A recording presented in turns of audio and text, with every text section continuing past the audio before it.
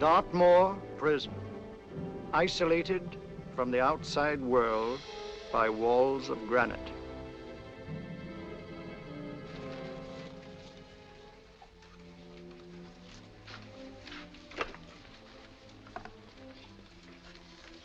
They say you could get out of here by merely telling what you know.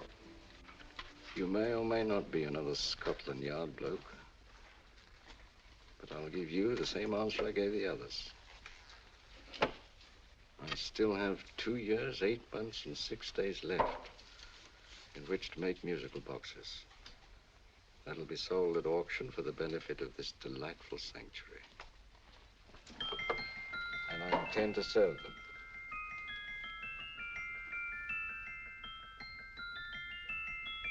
Move along. And now we come to the next object on our list, or I should say objects, because there are 3 of them. Now, ladies and gentlemen, these can be bought together or separately. Now, these beautiful little musical boxes only arrived this morning, and I didn't intend to put them on the auction block until later, but I'm going to sell them now. So, good friends, as our old pal Mark Antony used to say, lend me your ears. And what do you hear? Right. The beautiful tinkle tinkle of a musical box. What a lovely trinket. What a beautiful gift. Created and made by loving hands. A thing of beauty and utility. I was going to start with £5. It's a bargain, £5. Do I see any hands?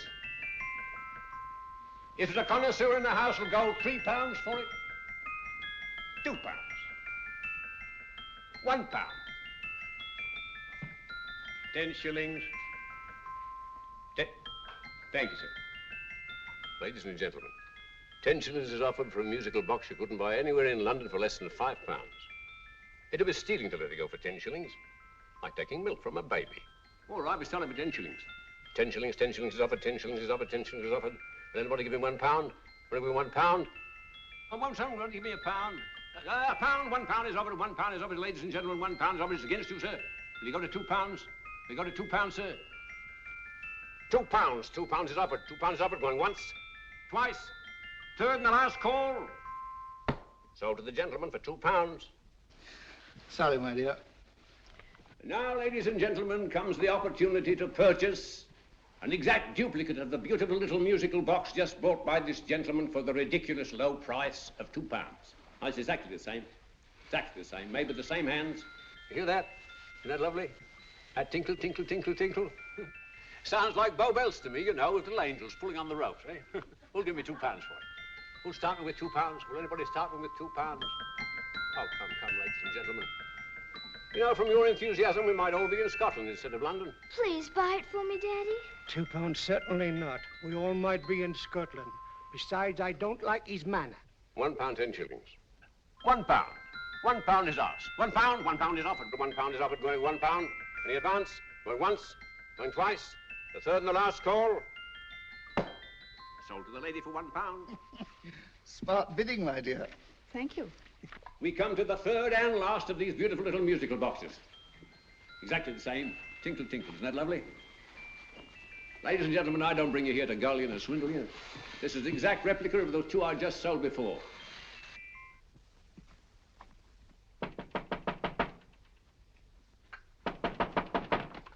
We're closed. But this is extremely important. Come in, sir, come in. I'm sorry to disturb you, but I was unfortunately delayed from arriving in time to bid on certain articles which I was rather anxious to obtain. Oh, perhaps they weren't sold, sir. We are carrying several things over. What might the articles be, sir? 3 identical musical boxes, about so large. Oh, I'm sorry, sir, but they were sold. Pity you weren't here to bid on them. They didn't bring anything like the real value. I'm most anxious to obtain them. I wonder if your records would show who the purchasers were. Oh, we don't usually give out that information, sir. For certain, shall we say, sentimental reasons, I'm most anxious to get in touch with the purchasers. I'd be willing to pay, shall we say, £5. Well, for certain sentimental reasons, sir, we'd be very happy to oblige. Alfred, today's sales. The 3 musical boxes. Musical boxes, oh. Ah, here we are. The first purchase for £2 from Mr. Julian Emery, 52 Portman Square. Write these addresses down, Alfred. Yes, sir. Second didn't leave any name. Well, how unfortunate. I think she's a dealer. You see, they don't like us to know where the things are going. On account of the profits. You say the second purchaser was a woman. Can you give me a description of her? Oh, she was a young woman. Fairly tall, slender. She had a light complexion and dark hair, and she was wearing A grey suit, don't you remember? That's right. She probably runs a gift shop. She paid £1. You say she comes here fairly frequently? No, I didn't say so. But she does, sir. Like as not, she'll come in on Thursday. We have sales on Mondays and Thursdays. Oh. And the third box? The third, Mr. William Kilgore, 143B Hampton Way.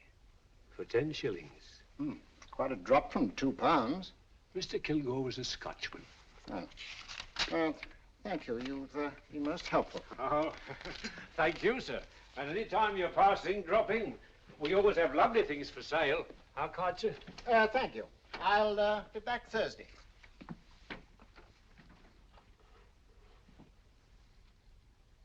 The message reached us too late. Musical boxes are being sold. Well, let's get out of here.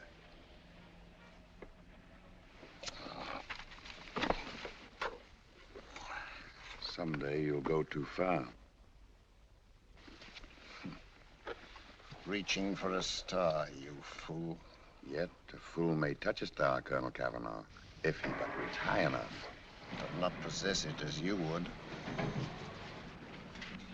The musical boxes, they're being sold. What a pity for you, my dear Colonel.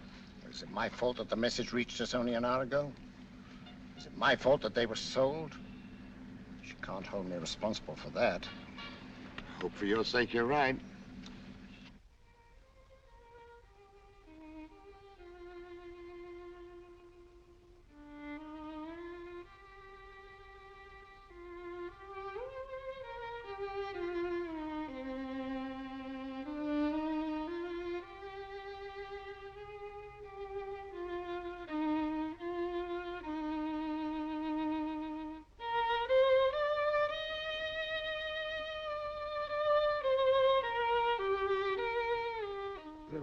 Upon you tonight at 7:45, a gentleman who desires to consult you upon a matter of the very deepest moment.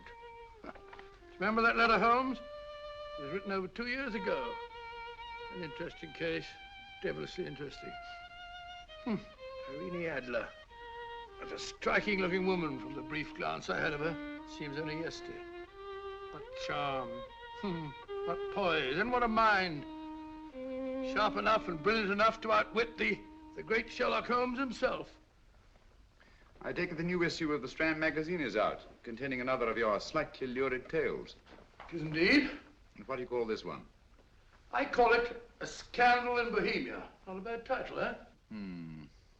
If you must record my exploits, I do wish you'd put less emphasis on the melodramatic and more on the intellectual issues involved. More on the what do you mean by that? Well, I do hope you've given the woman a soul. She had one, you know. By the woman, I suppose you mean Irene Adler. Yes. I shall always remember her as the woman.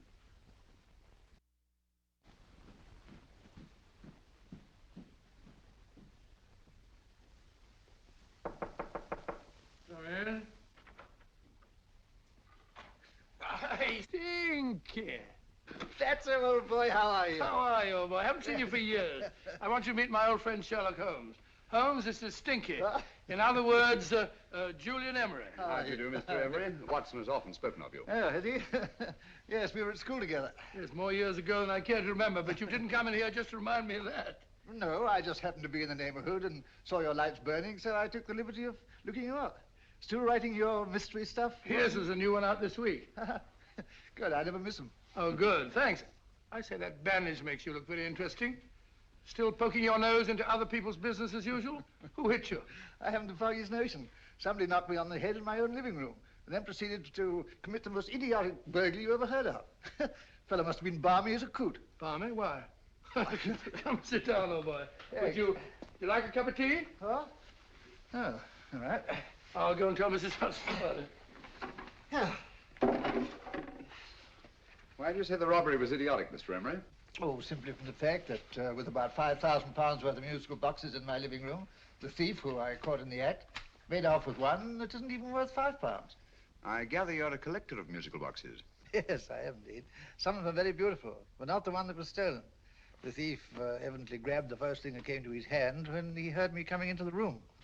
Still, it's rather odd, isn't it, that having disposed of you, he didn't pick up something more valuable. Was there anything unusual about the stolen box? No, nothing at all.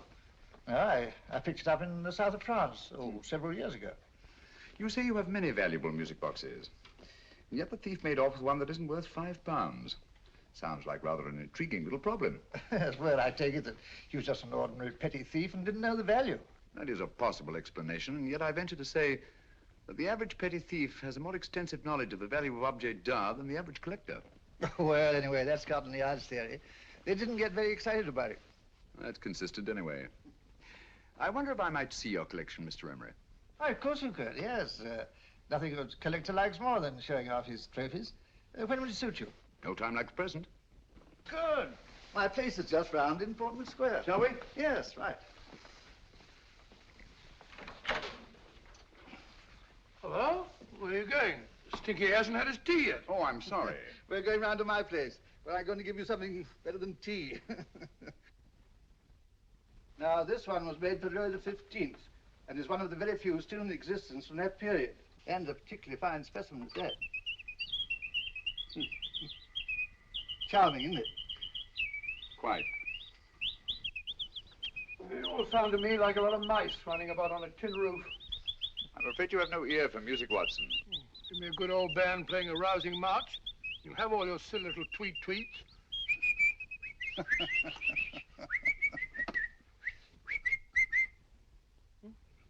Another one. This is me.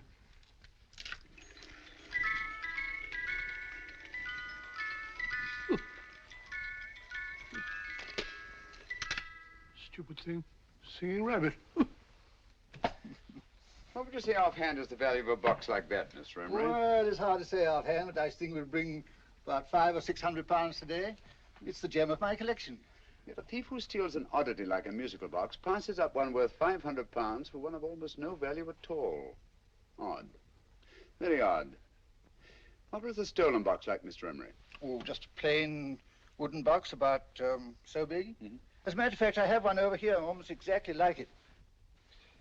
I picked this up yesterday at an auction room in Knightsbridge. Paid only £2 for it. Of course, I wouldn't in the ordinary way add one like this to my collection, but the tune intrigued me. I'd never heard it before.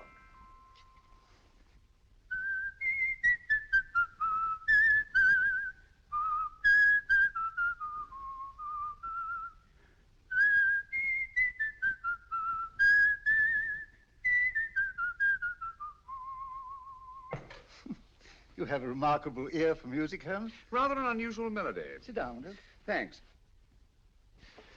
You say you bought that box at an auction sale yesterday? Yes, the Gaylord auction rooms in Knightsbridge. Run by old, what's his name? Crabtree. That's the man.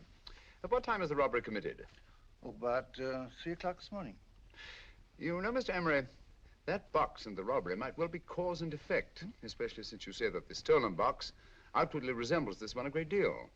And Scotland Yard were not particularly interested, eh? Oh, yes, but I wouldn't blame them for that, especially as I told them I was quite unable to describe the thief, except, of course, for the fact that it was definitely a man. All you remember is that you came in here and someone struck you on the head. Yes, and the next thing I knew, my man was trying to revive me. It might be wise for you to put that box away somewhere and lock it up. Oh, I don't think that's necessary. Besides, everything's insured. Well, at least if any further attempts at robbery are made, I'd suggest that you call the police, rather than running into any personal danger. Oh, come, Holmes, aren't you being a bit of an alarmist? Possibly. Well, I must agree with old Stinky. Seems to me you are making rather a mountain out of a moleskin. Molehill is the word, old boy, and it's time you were in bed. Thanks so much for letting us see your place. Now, it's been glad meeting you. Holmes, I can't understand why you were so mysterious. Seems to me the petty thief explanation was the only sensible one. Really? Yes, I can't see how you can believe it was anything else. I didn't say I believed it to be anything else. The petty thief theory is the obvious one, I grant you. However, it's often a mistake to accept something as true merely because it's obvious. The truth is only arrived at by the painstaking process of eliminating the untrue. We are not able to do that in this case without further data. Rubbish, you're pulling my leg. You're trying to turn a tuppenny halfpenny robbery into an international plot. No, I'm not. I just hope that your friend Stinky is a little more cautious in the future, just in case.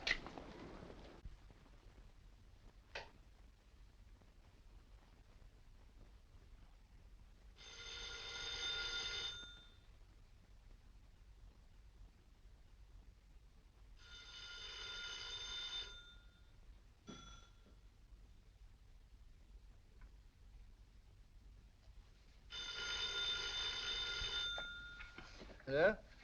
Yeah? Julian Emery here. Who? Why, of course I remember you, Mrs. Courtney. Yes, you're the one bright spot at that appallingly dull affair of Lady Sanford's. Huh? Of course it isn't too late to come round. Yes, I shall be delighted to give you a drink. I tell you what, come straight up and I'll leave the door unlatched. Right, well, 15 minutes? Good. I shall be counting each moment. No, I mean that, really. Right, goodbye.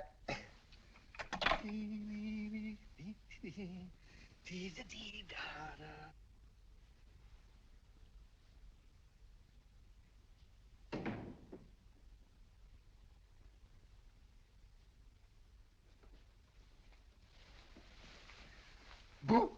Oh, you startled me. Did I? Yes. Must be the pixie in me. I know I shouldn't have called you so late, but I was at a party just around the corner, and I remembered your invitation to see your collection of musical boxes. My dear Mrs. Courtney, pleasure is all the greater for being so unexpected. My friends call me Hilda. Thanks. Mine call me Stinky. Stinky, how quaint. Oh, what a perfectly wonderful collection of musical boxes. You know, when you told me you had a collection, I had no idea it was so attractive. Yes.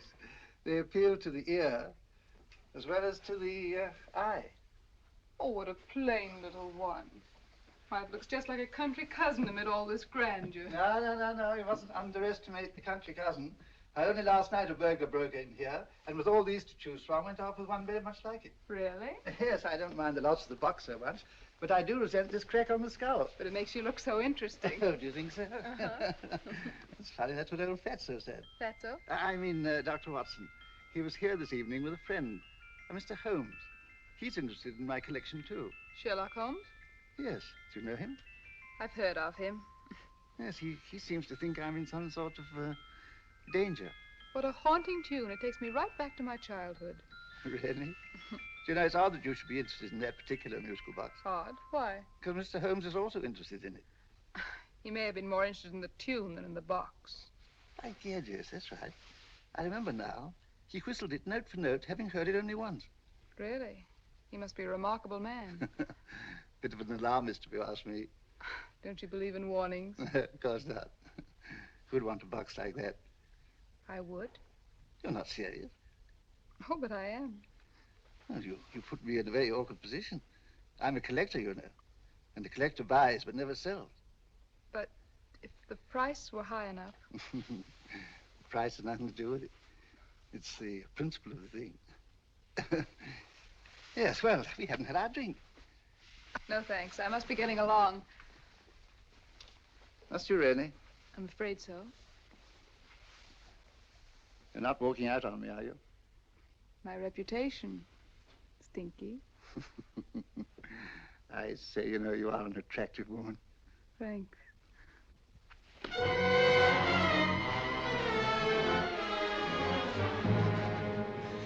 You fool. I told you to wait outside. What did you have to kill him for? All I had to do was walk out with this. He held you in his arms. Don't touch him. Don't touch anything. Now get out. I'm sorry. You're sorry. What about me? This is murder. What about Scotland Yard? What about Sherlock Holmes? Now get out!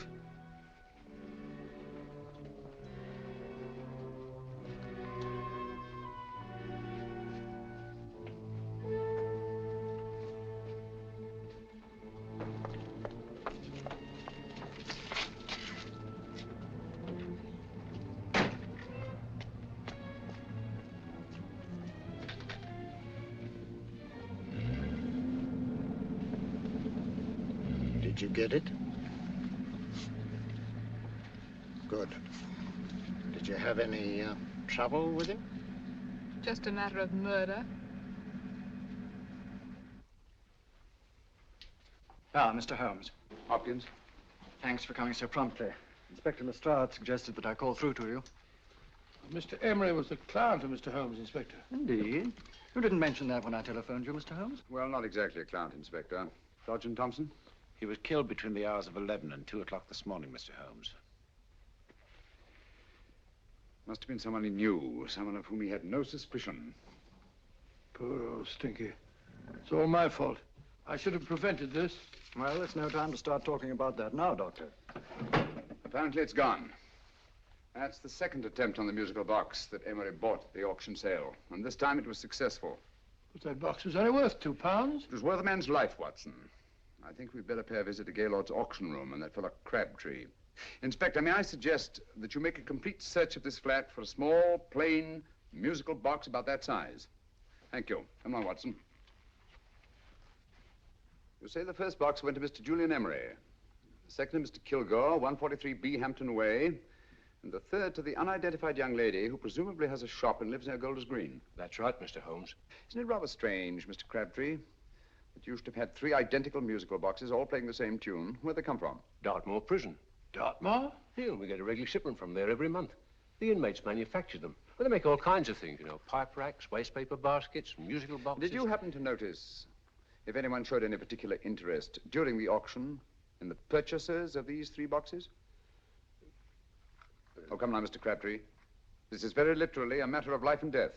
Well, since you put it that way, Mr. Holmes, there was a gentleman came in here about an hour after closing time, and he was in an awful state, he was. He gave me £5 to tell him where the boxes had gone to. He said they had a sentimental value for him, sir. Expensive sentiment. Can you describe him? He was tall, distinguished looking, and he had grey hair and a moustache. He was quite a gentleman, sir. What was his reaction when you were unable to supply him with the address of the young lady who owned the shop? I told him the young lady usually come back on Thursday. He said he'd come back on Thursday. Now, that's tomorrow. Thank you, Mr. Crabtree. You've been very helpful. Thank you. Come along, Watson. Where are we going now, Holmes? To the home of Mr. Kilgore, the man who bought the 3rd box.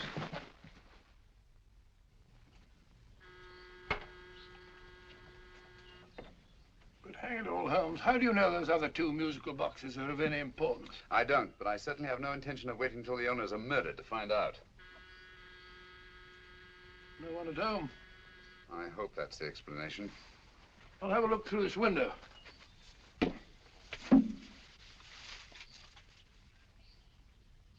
Doesn't seem to be anyone there. The whole place seems deserted as far as I can see. Yes. Mr. and Mrs. Kilgore at home? No. When do you expect them?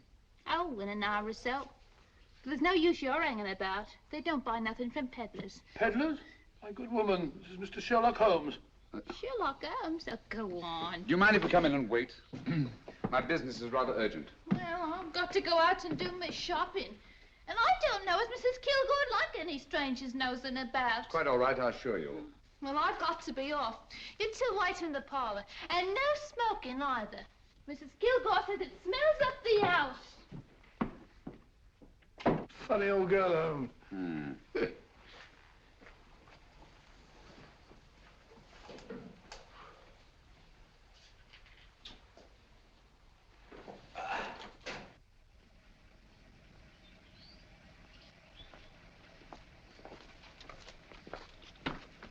Park Lane. Park Lane? And what would the likes of you be doing in Park Lane? Now, don't worry about the fare, Ducky. If you knows how to get to Park Lane, up it.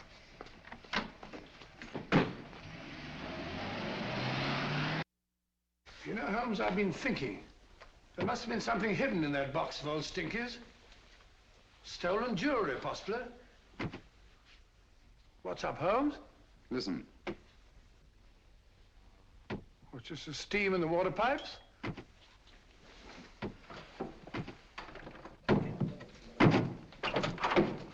Watson! Great Scott! Come on, Holmes. Get on the chair here. It's all right, my dear. There. Now, don't worry. It's all over. There you are, dear. Don't cry anymore. She tied me up and shut me in the cupboard. I know. She won't come back. Did you show her your new musical box? Yes, she said she wanted to hear it play, and as soon as I showed it to her, she grabbed hold of No, I me. know. Now, don't worry. We'll buy you a new musical box. Yes, my dear, the best one in London. Watson. Oh, what a fool I've been. What do you mean, Holmes? She took the musical box out of this house in that market basket, right under our very noses. Why could the Kilgore charwoman want to take the music box? She isn't the Kilgore charwoman. She's a consummate actress. An extremely clever, unscrupulous woman who will stop at nothing. Take care of the child, will you, Wolfella, till our parents get back. Explain everything to them. Of course I will. But, Holmes, where are you going? Somewhere, somehow. I must get to the young lady who bought that third musical box before our opponents find out. I only hope that I won't be too late. Oh, no. No, darling, you mustn't cry anymore. Now, cheer up. Would you like to hear old Uncle make a noise like a duck?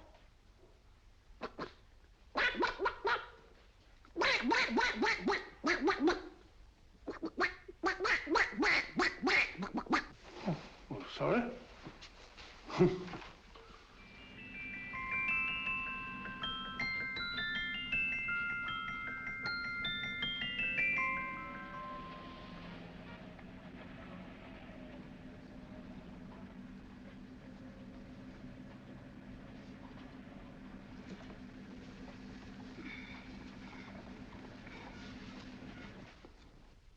And now, ladies and gentlemen, how much am I offered for this beautiful lace Dresden china figurine?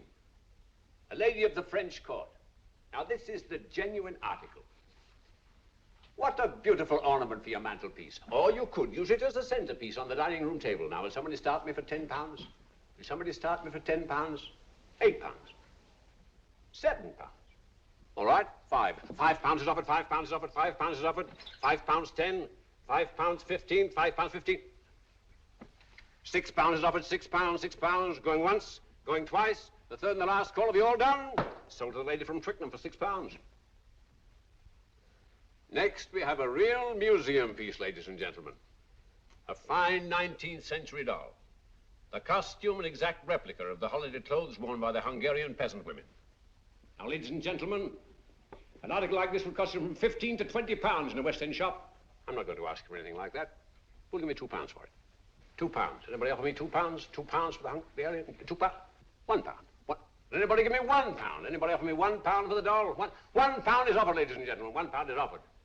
Now, I'm not going to waste your valuable time or mine in trying to get one half of what this beautiful doll is worth. If the young lady can steal it for £1, that's her good fortune. So it's going once, it's going twice, the third and last call. Any more? Sold to the young lady for £1. And now, ladies and gentlemen, may I draw your attention to something which may be a great surprise to you, worthy of any collection. The only other one like it is in the British Museum. It's a Ming vase of the 7th dynasty. This vase lay in a large collection somewhere outside Rome for over 2 centuries, I understand. It was discovered there by the noted antiquarian, Sir Andrew Coppleston. Now, some of you may remember Sir Andrew Coppleston. Besides being a noted traveler and antiquarian, he's also a gentleman rider.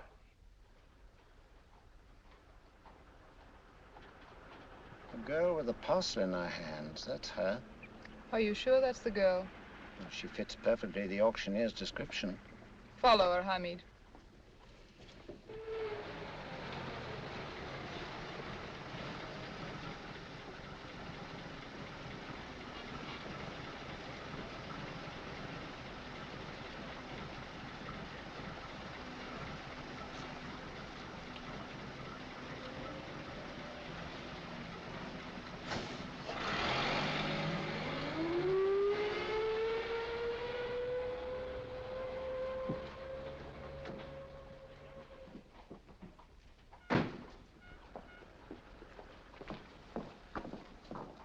It's lovely, dear. And only £1. We can get at least 3 for it. Easily. I'll go make some tea. I could do with a cup. Right.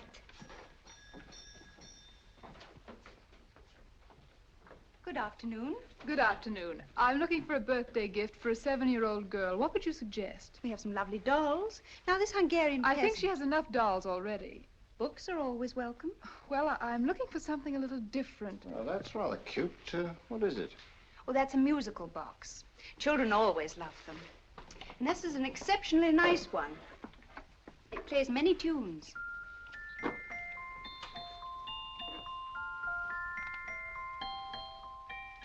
Have you any others? Yes. If you'll just step this way. I have only 2 left.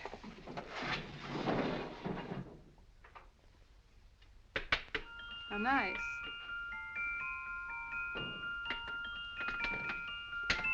Are you sure this is all you have? I'm sorry. They're rather hard to find, you know. That's our entire allotment. I did have one other, but I sold it earlier this afternoon. But it was only a plain wooden one. It wouldn't have been a very nice gift for a child. Really? Do you happen to know who the purchaser was? Why, yes. He left his card, just in case anyone should inquire for him.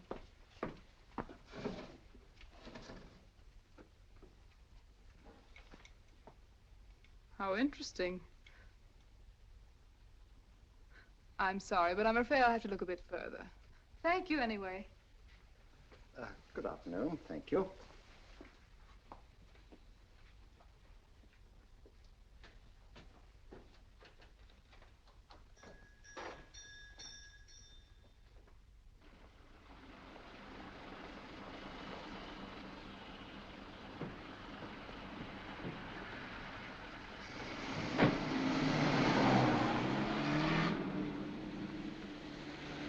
Heavy! Follow that cab. Here now, what? Scotland Yard. Hop in.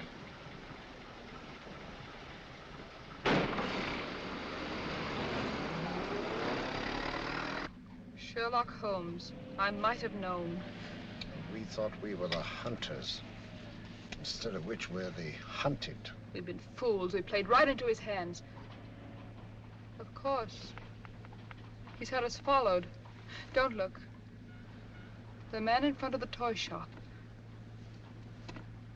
Hamid, turn sharp right at the next corner and again at the next.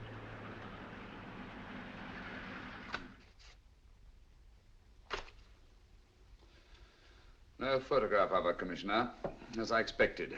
She's not a known criminal. But how do you expect to know if you do find her? After all, she was disguised as a charwoman. Don't worry, old fellow. If I ever see her again, I'll recognize her. Well, it won't be long till we know who they are and from where they operate. Who's covering them? Sergeant Thompson's following them, sir. They won't get away from him. He's a good man. We could have arrested them at Clifford's toy shop if we had any proof. But we know that they killed Emery. Proof, my dear fellow. We must have proof. We have X-rayed it, sir. There's nothing whatever concealed in the box. We'll have a look at the plates.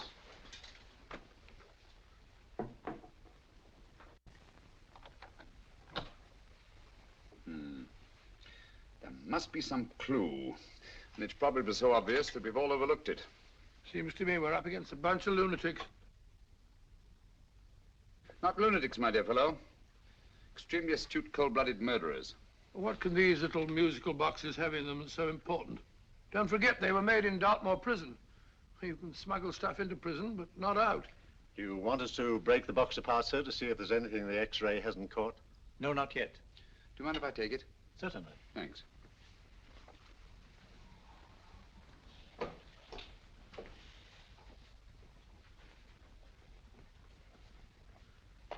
The governor of Dartmoor Prison informed us, sir, in answer to Mr. Holmes' question, that all 3 musical boxes were made by the same convict, John Davidson, serving a 7-year term, sir. Davidson? The Bank of England plates. That'll be all. Yes, sir.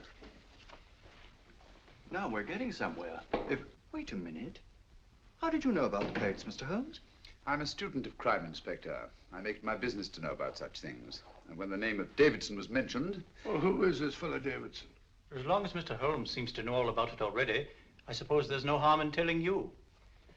2 years ago in London, there occurred a robbery of such tremendous importance, although the stolen articles themselves have no intrinsic value whatsoever, that the Home Secretary was instrumental in seeing that not a word of it appeared in any newspaper. But you never told me anything about this, Holmes. You were away at the time. Articles of no intrinsic value and yet of such importance? I don't understand.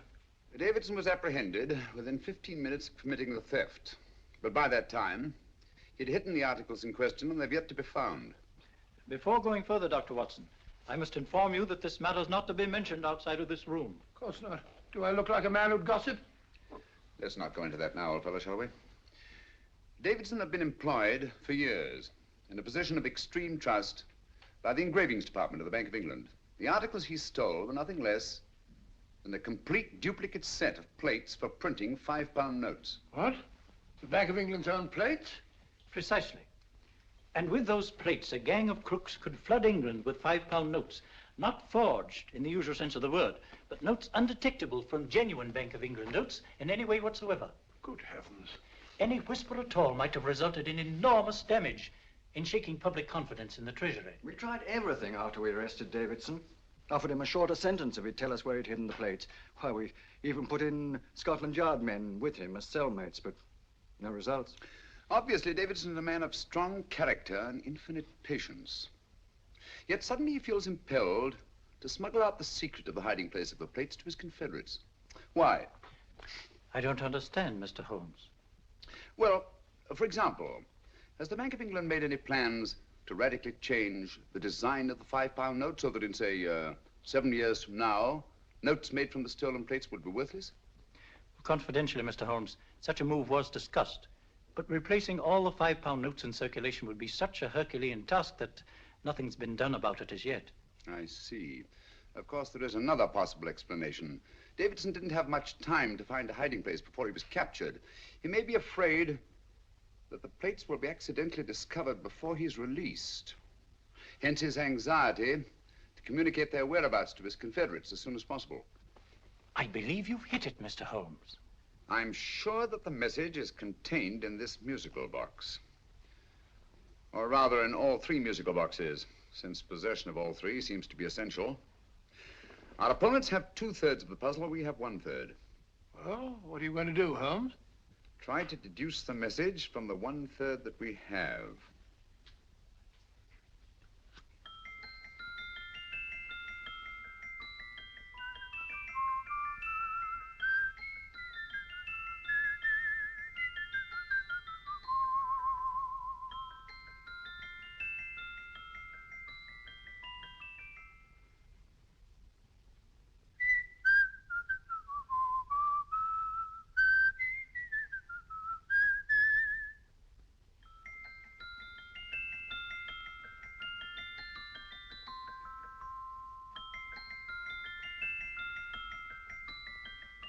It's the same tune as the one played by Emery's musical box. And yet it's different. Sounds the same to me. The tune. Somehow the tune is the key to the mystery. It must be the tune. Otherwise, why use 3 musical boxes to convey the message? Why not collar boxes or shoe boxes? Yes? It's for you, Inspector. Oh, thank you, sir. Inspector Hopkins speaking. What? Where? Golders Green Station reports they've just found Sergeant Thompson's body. From the tire marks on his clothes, he was apparently run over by a taxi. What an unfortunate accident. Not an accident, my dear fellow. I'm afraid it's murder. Never know just who you're going to meet when you're walking down a busy London street. Mrs. Hawkins, Mrs. Brown, any subject of the crowd. Oh, you never know just who you're going to meet. So you better hold your topper in your hand, just in case you meet a lady on the Strand. Girls will think you're kind of sweet, and your day will be complete. Oh, you never know just who you're going to meet. Now, a gentleman is judged by his appearance. Yes, a gentleman is judged by how he talks. Now, he's much better off when he's acting like a toff, especially if he's taking him a walk. What on earth is this outlandish place? A rendezvous for actors. Actors? Buskers, old boy. You've seen them 1,000 times. Actors who entertain the queues, waiting outside theaters. Who you're going to meet when you're walking down a busy London street. So you better wear your best, go with eyes to look your best, 'cause you never know just who you're going to meet. So you better keep your manners right in view, just in case a lady gives a how'd you do. Keep your trousers in a pleat, shine your shoes and keep them neat, 'cause you never know just who you're going to meet. Blimey. Mr. Holmes. How are you, Joe? Never met him. And yourself? Fine, thank you. I want you to meet a friend of mine, Dr. Watson, Joe Sisto. Oh, well, any friend of Mr. Holmes is a friend of mine. Hi, Joe. He did me a good turn once that I'll never forget. Yes, I cleared Joe of a most unpleasant charge. Murder, no less. Oh, really? By proving to the satisfaction of the police that he was busy at the time blowing open someone's safe. That's right, Governor. Good gracious me. Joe, now you can help me. Come on, buzz off, buzz off. Come on, up it, up it. Can't a gentleman have some peace and quiet around here? And you too. There you are, Mr. Holmes. Now we can have some peace and quiet around here. Thank you, Joe. There's £5 in this for you. Well, I wouldn't want to take it on myself, sir, but I can get somebody to do it for you for half of that. You don't know what the job is yet. For £5? Murder, ain't it? What? No, Joe, not murder, just music. I want you to identify a song for me. Oh, there ain't a song that's been written that I don't know. That's why I came to you. Of course, the violin is more my instrument, but, oh, well, here we go. Now, listen to this, Joe.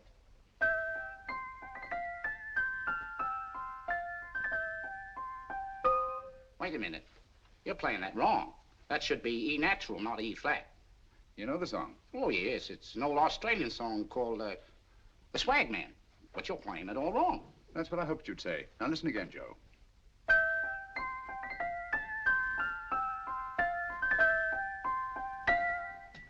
That's the same tune, all right, but you're making different mistakes than you did the first time. No, not mistakes, Joe. Call them variations. Here, play the song for me, will you, the way it's written.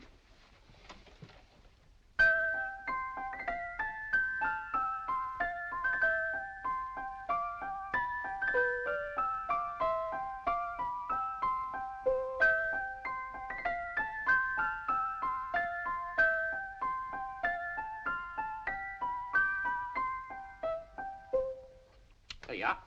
Thank you, Joe. What's it mean, Holmes? Are you onto something?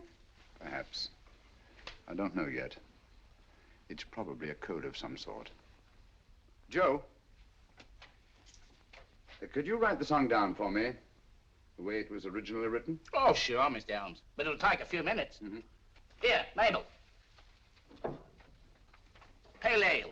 Come on, up to it. Along with it.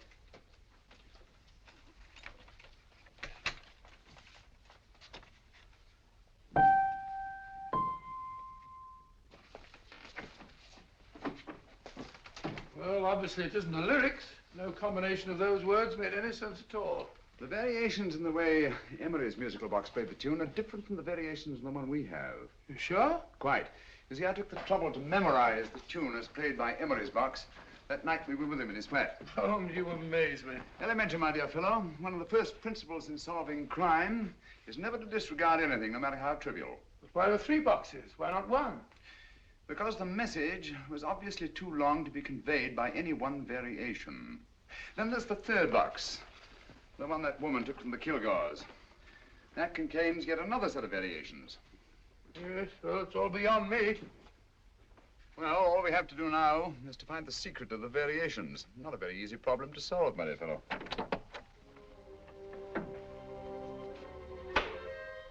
Hello. What's up? We've had company.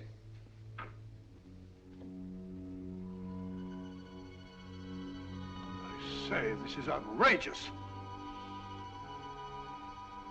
Ask Mrs. Hudson to come in here, will you? Right.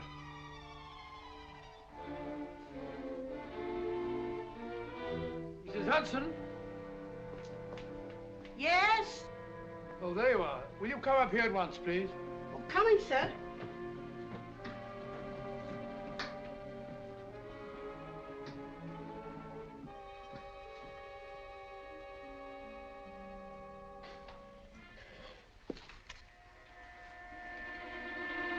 Mercy me, Mr. Holmes. What has happened? Who called while we were out, Mrs. Hudson? Just a young lady. The one who said you wanted her to wait for you. And a nice-looking old gentleman with Our her. friends again, Watson. Friends? What did the young lady look like? Oh, I couldn't see her face. She had a heavy black veil on. But she had such a nice way with her. Oh, I'm sorry, Mr. Holmes, if I've done anything wrong. But you did say I should always let clients come in and wait for you. Don't worry, Mrs. Hudson, don't worry. You had no way of knowing. It's quite all right, quite all right. Now, don't worry, Mrs. Hudson. Don't worry. Well, where on earth's the musical box? They didn't get it. Didn't get it? Where is it? It's in your hand. Huh? In that biscuit jar. Take the biscuits off the top. Now put your hand inside, and you'll find the music box. Well done, Holmes. Well done. Amazing.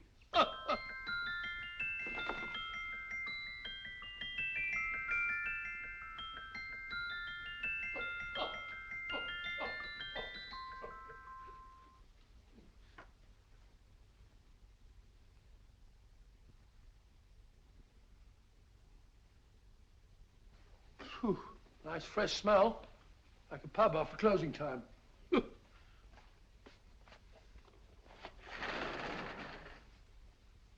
I say, Holmes, What? it's morning. Allow me to congratulate you on a brilliant bit of deduction.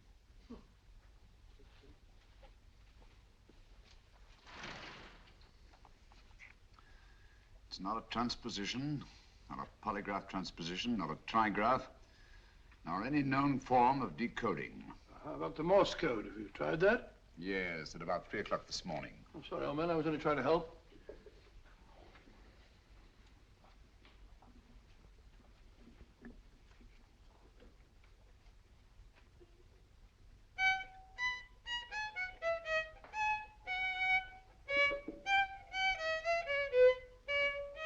Oh, do me a favor. Not again. Must have heard that thing 1,000 times. Kept me awake all night.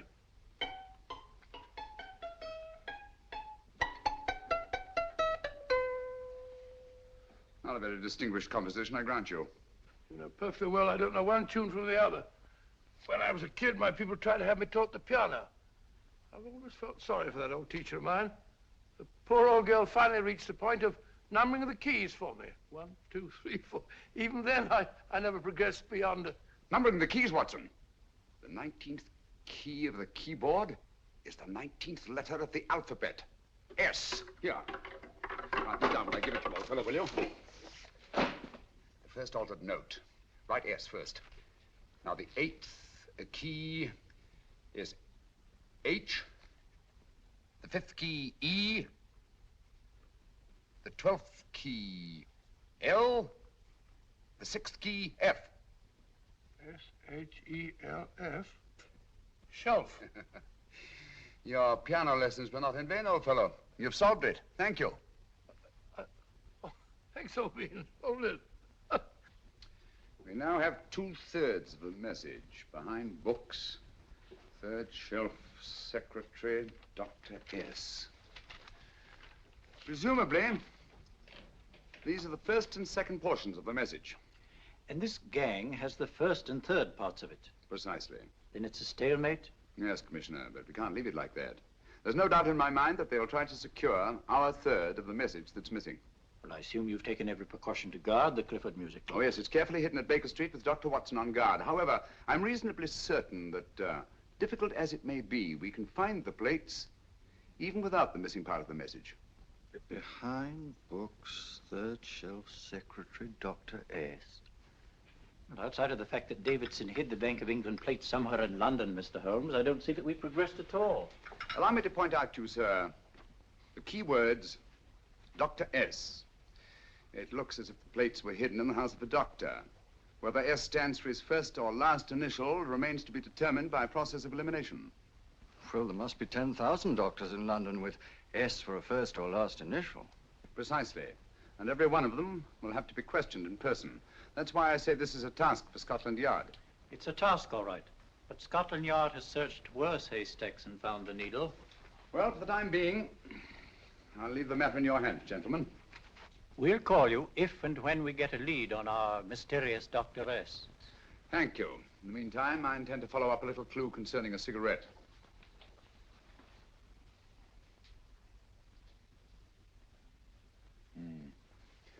You're certain of the identification of the tobacco? Absolutely. I have made up this special blend for only 3 customers. It is almost pure Egyptian, with admixture of latakia for added body, and a pinch of perique. Merely a whisper, as one might say, for elusive fragrance. Yes, yes. And the 3 customers? Major Wilson in Bombay, India. Mrs. Catherine Leamington Smith in Ireland. Yes, and the 3rd?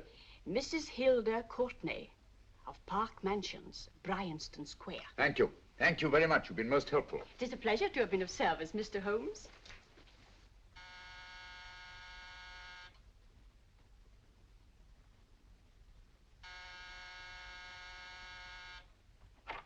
Yes?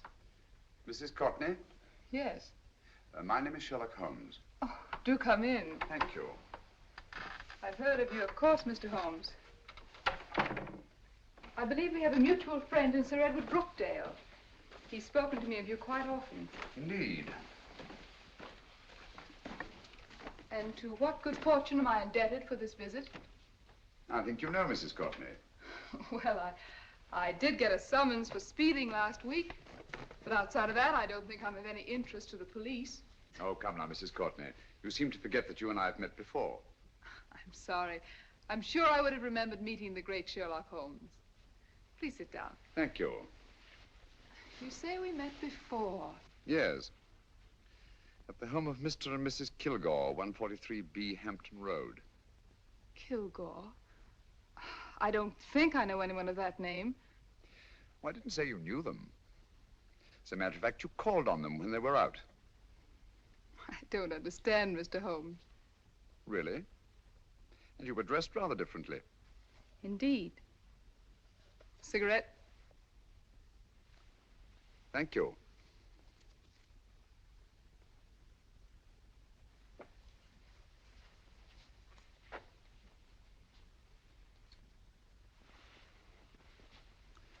Thank you. You know, Mrs. Courtney, people generally forget, in assuming a disguise, that the shape of the ear is an almost infallible means of recognition and identification to the trained eye. Evidently, you've mistaken me for someone else. Oh, no, not at all. Though naturally, I expected your denial. But when you paid your visit to my rooms at Baker Street, you carelessly left behind another identification. They're, identical, aren't they? Yes, I must admit they are. You see, Mr. Holmes, to catch one as clever as you, I had to use a very special lure. I knew you'd be unable to resist the bait of my cigarette, having read with great interest your monograph on the ashes of 140 different varieties of tobacco. I should advise you not to move, Mr. Holmes. I must congratulate you on your ingenuity, Mrs. Courtney. It was indeed a brilliantly designed trap. Thank you, Mr. Holmes. Praise from a master is indeed gratifying. I shall always cherish the memory of your flattering words. Memory? Precisely. I'm afraid these gentlemen have a most regrettable task to perform. Unless, of course, you care to turn over the missing musical box with your pledge to take no action against us in the future. I'm afraid that will be impossible. I thought that would be your answer. Hamid! Careful! Careful. There's no need to be unnecessarily rough with our distinguished guests. You realize, Mr. Holmes, that your demise will not take place here. The corpus delicti, you know. Well, naturally. Shall we go? It so fearfully awkward having a dead body lying about. Don't you agree, Mr. Holmes? Another dead body shouldn't weigh too heavily on your conscience, Mrs. Courtney.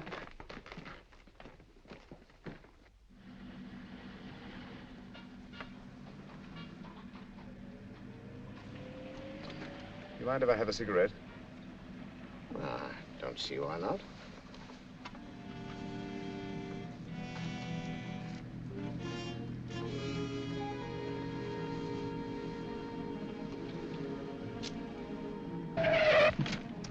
Be careful, Hamid. It's the brakes, they bind. Thank you, Colonel Cavanaugh. It's very considerate of you.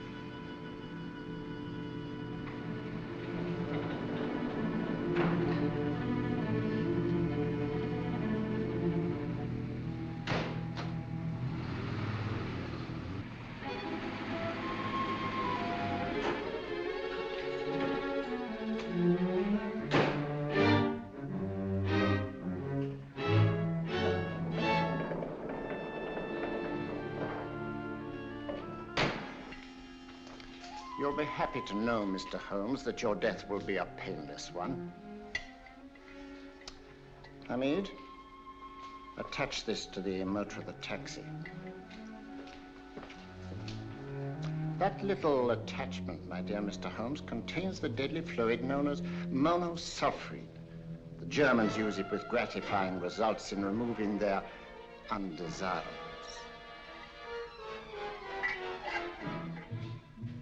Start the motor.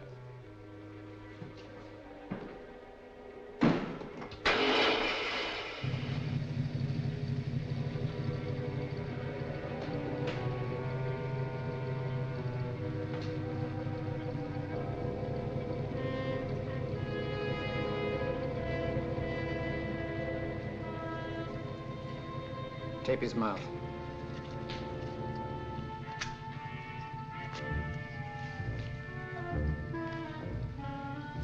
Now, up with him, Hamid.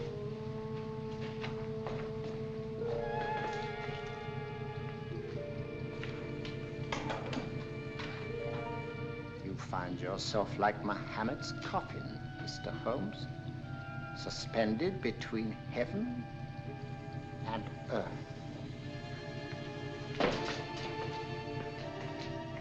Plenty of fuel in the tank? Good. It would be too bad to have anything go wrong through so simple an oversight.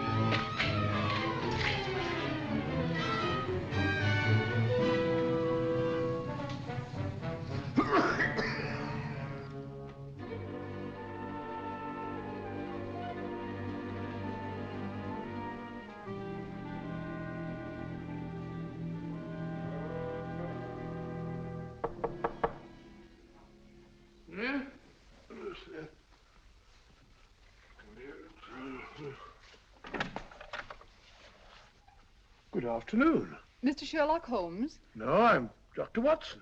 Oh, of course, Dr. Watson. How stupid of me. Oh, so this is stupid of me.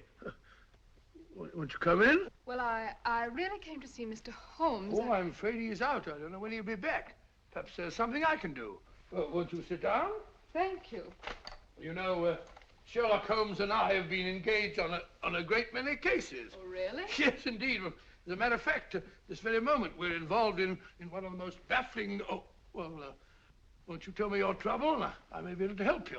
That's very kind of you, Dr. Watson.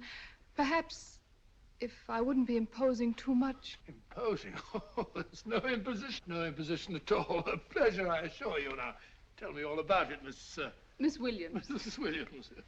I live in Surrey, Dr. Watson, and I've come up to London in sheer desperation. My only sister has disappeared, and the local police seem utterly unable to find her. Well, Holmes and I solved a case exactly like that once. Very interesting as far as I remember. I call it the adventure of the solitary cyclist. Oh, sorry. Now I come to think of it, it wasn't so very similar. Entirely different. I don't think what I was saying. Where were we? She's only 17, Dr. Watson, and until she disappeared last Thursday, she seemed to be in the best of spirits. Well, possibly a romantic entanglement? Oh, no, nothing of the sort. She left no note, didn't even pack a bag, no explanation. She just started to walk to the village from our house in broad daylight and simply vanished from the face of the earth. Oh, there. Might I have a glass of water? Please, glass of water. Have one in 1 minute.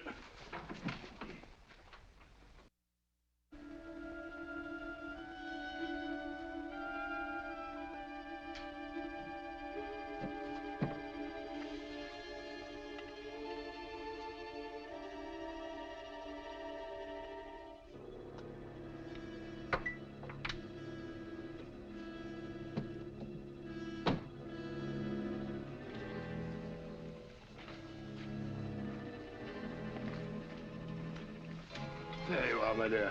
Thank you, Dr. Watson. No, you're not to cry anymore. You must pull yourself together. Oh, I feel much better already knowing that you're going to help me. Oh, Dr. Watson, look! Good heavens! Oh. Get through the fire brigade, quickly!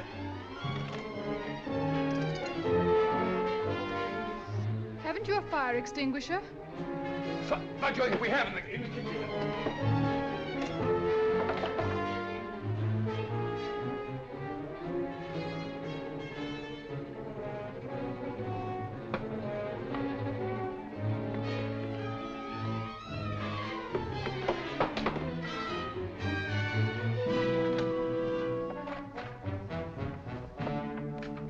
Don't you worry, Miss Williams. We'll have this thing out in no time.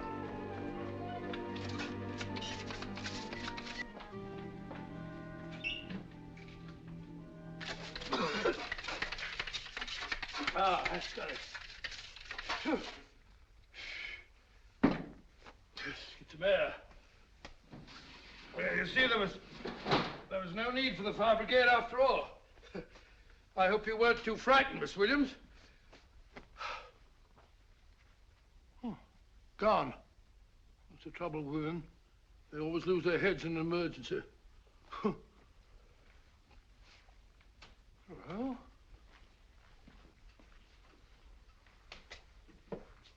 a musical box.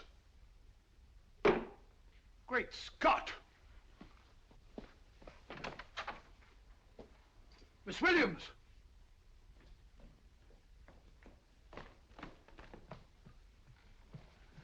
Well? Good. And Holmes? By now, Mr. Holmes has no doubt exchanged his violin for a harp. Always assuming that heaven is his destination. And now that we have the missing musical box.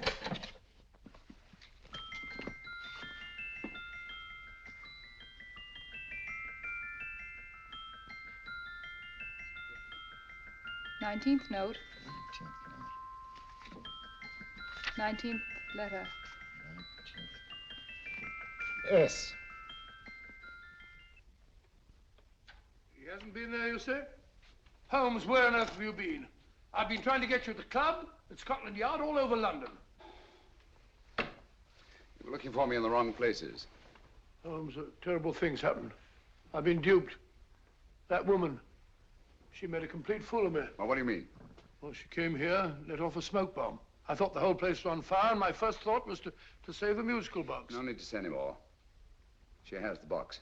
Yes. Don't blame yourself too much, old fellow. She's an extremely clever antagonist. Smoke bomb, you said? Well, you can console yourself with the thought that your charming friend is at least a reader of yours. What do you mean? If I remember correctly, you wrote about my little experiment with smoke and the cry of fire in a story you entitled A Scandal in Bohemia, which has just appeared in the Strand magazine. All right, old boy. Don't rub it in. Well, it may cheer you up to know that you made a fool of me, too. That cigarette stub was planted here for one express purpose. We're going to bandaging around this place. Bandaging? What's the matter, Holmes? You hurt? Explanations will have to wait until later. At the moment, we're faced with a problem which I fear is insurmountable. Come over here, old boy, will you? Right. Our opponents are in possession of all 3 parts of the code. And here are we, while the Bank of England plates pass into their possession. Cheer up, old fellow, cheer up. As Dr. Samuel Johnson once said, there's no problem the mind of man can set that the mind of man cannot solve. What's that, old fellow? I was just quoting Dr. Samuel Johnson. He said there is Thank you, Watson. Thank you. Leaving the front reception room, we come into the main hall, where Dr. Johnson was in the habit of passing through to have his meager meals in the dining room opposite, in company with his friend and biographer, James Boswell. We will now pass up the stairway, which remains in its natural wood finish, just as it was when the good doctor was here. The framed etching on the wall is believed to have been presented to Dr. Johnson by the distinguished painter, Sir Joshua Reynolds. I've been told here that picture was given in by Mrs. Thrale, and it's definitely not a Reynolds. Is that important, my dear? Oh, I'm sorry. This way, ladies and gentlemen, please, this way. Move along, children, move along. The secretary's not on this floor. Patience, Hamid. I have a feeling My that... dear Colonel, with Sherlock Holmes out of the way, what could go wrong?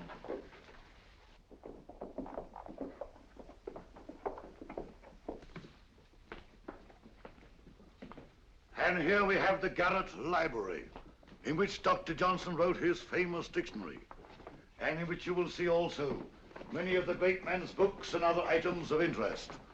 Step forward, ladies and gentlemen, please, step forward.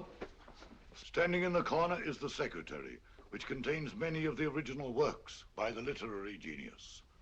On this table, Dr. Johnson's cat, Hodge, used to sleep while his master worked. A strange thing about this cat, ladies and gentlemen, was its love of oysters.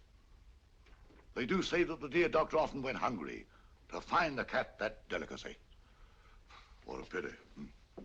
Now we will visit the grey room, which is immediately below us, in which you will see the very bed in which Dr. Johnson died. What did he die of? Gout. Just gout. This way, ladies and gentlemen. Mind the steps, please.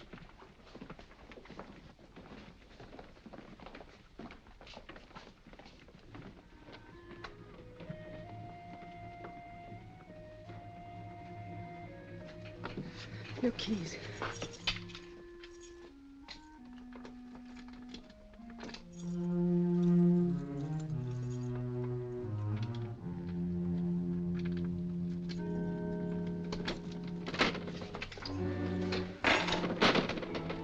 Third shelf up.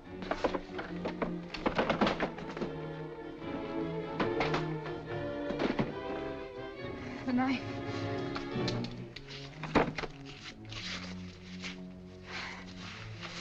Gentlemen, the Bank of England plates. Well, Mrs. Courtney, so we meet again. No, I shouldn't do that if I were you, Colonel Cavanaugh. I must congratulate you, Mr. Holmes. You're far more clever than I thought. Thank you, Mrs. Courtney. Praise from you is indeed gratifying. I shall always cherish the memory of your flattering words. Memory?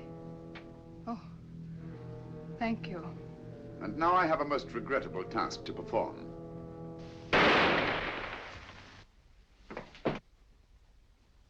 Holmes! Coming, Holmes! Holmes, you all right? Perfectly, thank you, old fellow, but I think this gentleman on the floor requires some medical attention. We must see that he looks his best, you know, when he's hanged. Take them in charge.